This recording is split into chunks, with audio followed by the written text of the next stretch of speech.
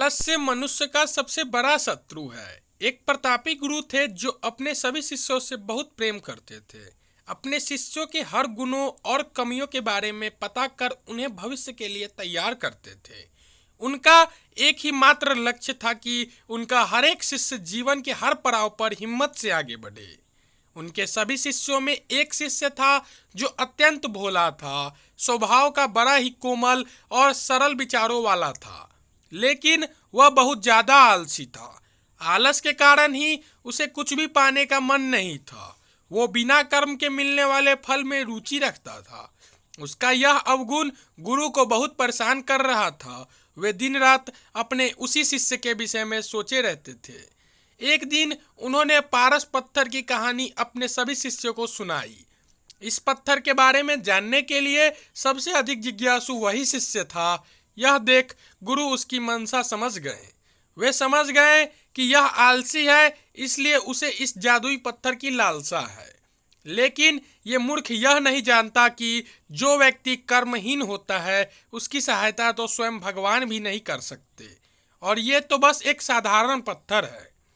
यह सोचते सोचते गुरु ने सोचा कि यही सही वक्त है इस शिष्य की आलसी के अवगुणों से अवगत कराने का।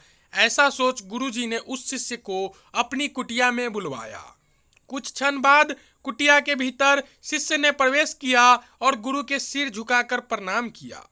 गुरु ने आशीर्वाद देते हुए कहा, बेटा, मैंने आज जिस पारस पत्थर की कहानी सुनाई वो पत्थर मेरे पास है और तुम मेरे प्रिय शिष्य हो, इसलिए मैं वो पत्थर सूर्य उदय से लेकर सूर्यास्त तक के लिए तुम्हें देना चाहता हूँ।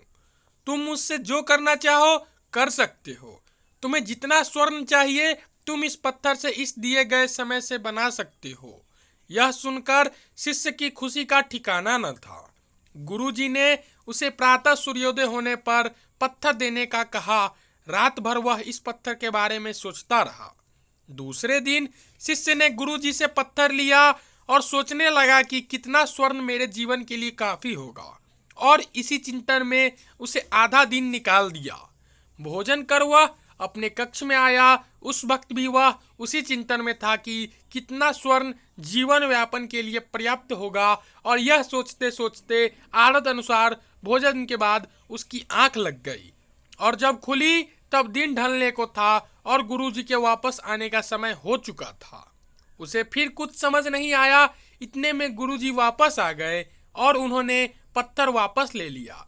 शिष्य ने बहुत विनती की, लेकिन गुरुजी ने एक ना सुनी। तब गुरुजी ने शिष्य को समझाया, पुत्र, आलस्य व्यक्ति की समझ पर लगाता ताला है। आलसी के कारण तुम इतने महान अवसर का भी लाभ नहीं उठा सके। जो व्यक्ति कर्म से भागता है उसकी किस्मत कभी उसका साथ नहीं देती। तुम एक अच्छे शिष्य हो, परंतु तुम में बहुत आलस है। जिस दिन तुम इस आलस के चौले को निकाल फेंकोगे उस दिन तुम्हारे पास कई पारस के पत्थर होंगे। शिष्य को गुरु की बात समझ आ गई और उसने खुद को पूरी तरह बदल लिया। उसे कभी किसी पारस की लालच नहीं रही। कहानी पसंद आई हो तो कहानी को